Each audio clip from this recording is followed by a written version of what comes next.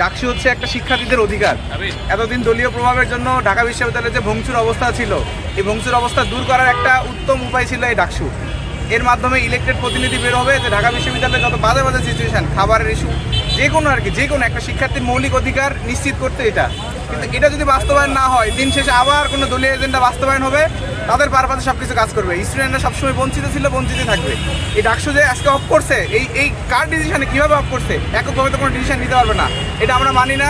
আমরা খুব দ্রুতই আর কি এখানে হচ্ছে প্রেস ব্রিফিং করবো, প্লাস হচ্ছে কি আমরা যত ধরনের পদক্ষেপ নেওয়া উচিত সেটা নিব। 9 তারিখে ডাকসু হওয়ার কথা 9 তারিখেই হবে। যদি এই ডাকসু বন্ধ হয়, সেক্ষেত্রে জাতীয় নির্বাচন কীভাবে করে সেটাও আমরা দেখে নিব। দুপুর 3টার সময় বলতেছে ডাকসু স্থগিত।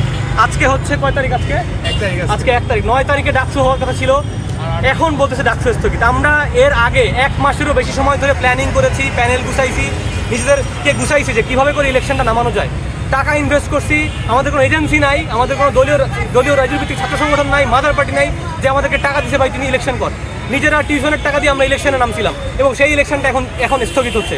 আমরা এর তীব্র প্রতিবাদ করতেছি এবং আমরা জানি যে ঢাকা ইউনিভার্সিটি যদি কোনো কিছু চায়, ঢাকা ইউনিভার্সিটি যদি কোনো কিছু আন্দোলন ইনিশিয়েট করে, সেটা কখনো বিফলে যায় না।